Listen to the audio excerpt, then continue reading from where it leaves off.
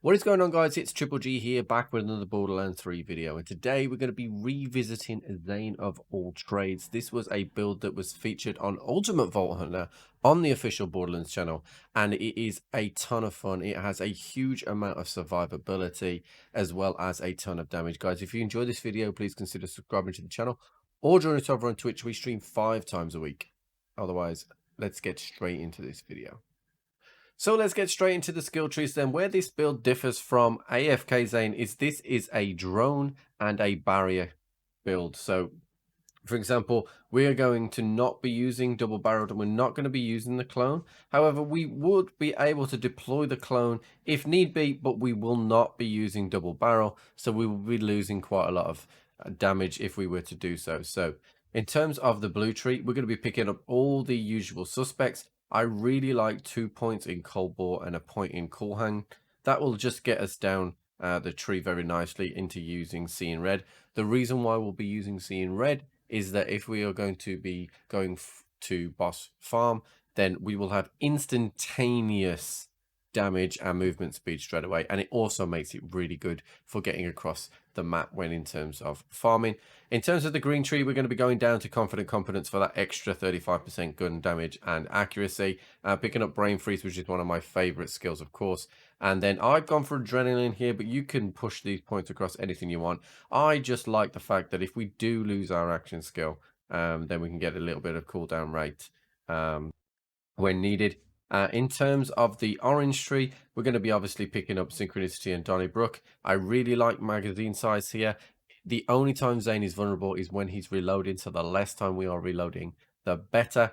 A couple of points here to keep our skills up if needed. And then basically these points were used in these two skills to allow us to get down to Supersonic Man for movement speed, which will give us that extra damage bonus for violent violence. And then we've got a little bit of bonus cryo damage because we're going to be using the Sentinel cryo anointment.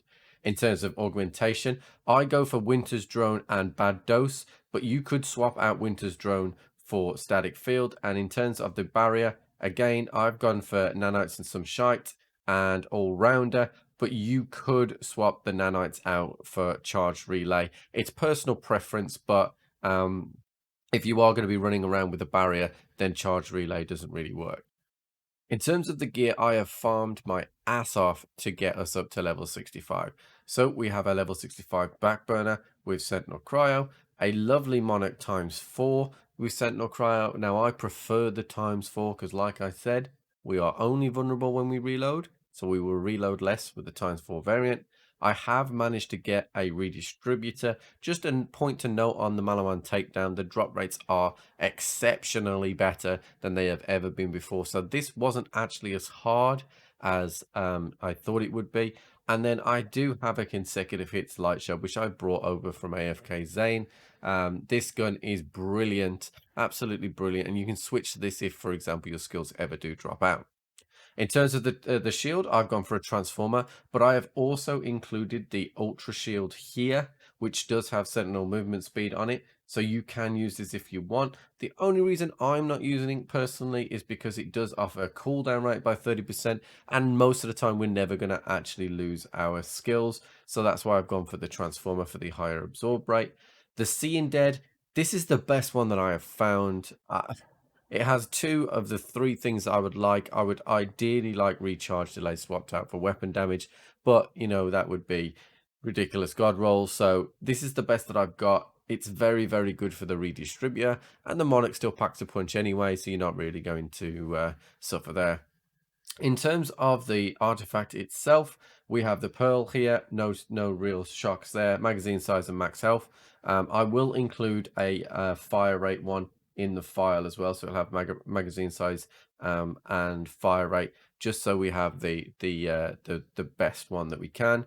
And then in terms of grenade, again, it's pits here. I will include this Murph Hex if you wanted to use ASCs, for example. But like I said before, we're going to be having our action skills up pretty much the entire time. So really, the It's Piss is the best in slot for this build. So guys, I hope you have enjoyed this video. So guys, I hope you have enjoyed this video. Zane of all trades is an incredibly durable build. It is not as kind of fashionable as the clone build, but check out AFK Zane if you want a clone build. But if you want to actually do this fighting yourself, as well as have a ton of fun with the redistributor, this build is for you guys. If you enjoyed this video, please consider subscribing to the channel or join us over on Twitch. We stream 5 times a week. And otherwise, I'll catch you on the flip.